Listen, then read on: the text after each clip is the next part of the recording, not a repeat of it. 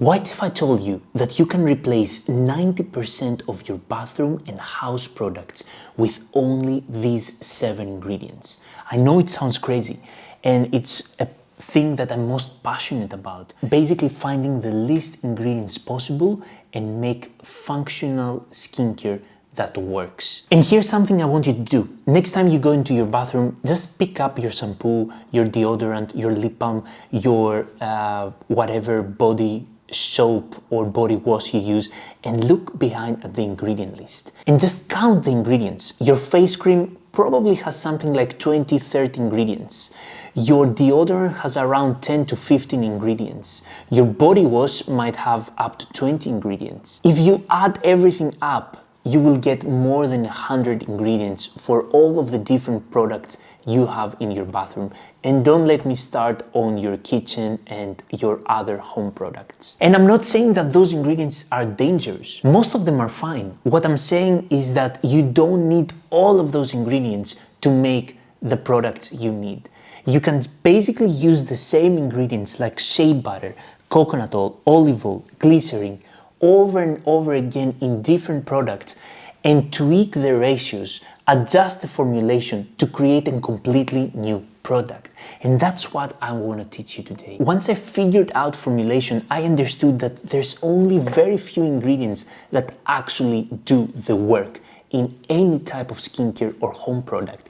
The rest are just fillers, preservatives, stabilizers, and a lot of things that are added just for marketing reasons. And if you want to go deeper, I put down together a free PDF that shows you a bit more on how you can make 6 different skincare products with 7 ingredients, a bit slightly different than this setup here. So let's look at the ingredients one by one to understand how you can use those to create all your different skincare products you need. Shea butter, coconut oil, olive oil, glycerine, sodium hydroxide, something that's called BTMS 50, and baking soda.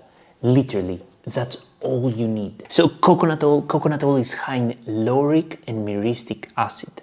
In a soap making environment, coconut oil is your lather workhorse. It's basically what creates a lot of bubbles. Basically, when coconut oil reacts with lye, otherwise known as sodium hydroxide, which is what we use to make soap, coconut oil converts into a substance called sodium laurate and sodium myristate, and those substances, they bubble a lot. So whenever you want something that is very cleansing, you increase the concentration of coconut oil. So for normal body soap, you would use around 30% coconut oil, around 20 to 30% coconut oil, and you can also make a soap with 100% coconut oil that will lead to an amazing dish soap because it's gonna be so bubbly and so cleansing, it's gonna be enough to remove the grease from the plates. If you want a soap that is suitable for sensitive skin, then you have to reduce coconut oil because coconut oil can be drying and too cleansing, and then you have to increase olive oil and shea butter. Olive oil is high in oleic acid. When it reacts with sodium hydroxide, it converts to sodium oleate, which basically creates a very conditioning and gentle lather. While shea butter is high in stearic acid. When it reacts with lye, it converts to sodium stearate, and that creates a very creamy lather. So far, you can use these 3 oils to make any soap you want. You want a dish soap, you use a high concentration of coconut oil. You want a normal body soap, you use 20 to 30% coconut oil, 40 to 50% olive oil, and the rest shea butter for creaminess. You want a soap that is suitable for sensitive skin, you reduce coconut oil and you increase olive oil and shea butter. You can also just remove coconut oil completely and just use olive oil and shea butter to make a beautiful soap. And if you want a shaving soap, then you want something that is very, very creamy. And that's why you use a high concentration of shea butter, like 60%. The same with a floor soap. I make my own floor soap for a wooden floor soap with lye, olive oil, coconut oil, and all I need is a high concentration of olive oil and a bit of coconut oil for the bubbles. I don't want to be too cleansing because it's wood, and I want to be more conditioning, and it works perfectly fine. What about the rest of our ingredients? So we also have some more. Did you know that you can just make deodorant with only 2 ingredients, baking soda and coconut oil? Coconut oil is high in lauric acid, and lauric acid basically acts as an antimicrobial. So it inhibits the bacteria that grow into your armpits and produce the malodor. But coconut oil on its own is not enough. That's why we add baking soda. Baking soda, what it does is that it increases the pH of your armpits so that bacteria cannot grow there, because bacteria grow in a low pH. So when you increase the pH, bacterial growth cannot happen, and that's how you basically fight the malodor. But bear in mind, baking soda can be irritating for some people, but if you have sensitive skin, you can replace baking soda with magnesium hydroxide. What about face cream and hand cream? This is one of my favorite topics. So for face cream and hand cream, I made a video where I show how you can make face cream with only 4 ingredients. And basically all you need is glycerine.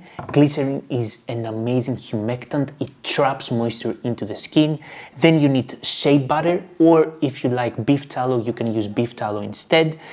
Shea butter is an amazing emollient and basically bringing moisture into the skin. So we have shea butter and glycerine, and then you mix those with water. But if you mix something oily with water, there will be separation, so they won't bind well together. Of course, as you know from when you cook something in the kitchen and you use olive oil with water, for example. Therefore, you add something that's called an emulsifier. That can be BTMS 50. It's a substance that derives from coconut oil, and BTMS 50 helps shea butter and water connect well together so that you can make an amazing face cream. And if you then change the formulation, that's all you need to do. You can reduce the amount of water you have in there to basically have a more thick face cream. And once your face cream gets too thick, it turns into a hand cream. And if you want to reduce the water even more and increase shea butter and glycerine, then your hand cream will get very, very thick, and then it will turn into a foot cream. So this is a simple way on how you can change formulation to create a completely new product. And I want to be clear here, I'm not saying commercial products are bad. I've used some really great commercial products, and I still do. What I'm saying is that once you understand what each ingredient does, you can basically tweak the ratios and design a recipe based on your own goals. Like, you can make something for your own skin. If you have sensitive skin, you know that you will have to remove coconut oil. It's basically a very simple way to create your own skincare that is functional, that works with the least ingredients possible. And I have an intensive course that is happening in September with only 14 seats available, because we have to keep it as low as possible. And there we will cover basically everything around soap and other skincare making. It will be full on, hands-on, together with me. We're gonna make everything together on the spot, and I'm gonna send you a list 2 weeks in advance for you to order all the ingredients you need in case you don't have them yet, and then you can have them during the live, so we make everything together. I hope this video could be of value to you and you could see how you can actually just, change a bit of the ratios to create something completely unique. Comment down below your impressions, and I'll see you guys next time.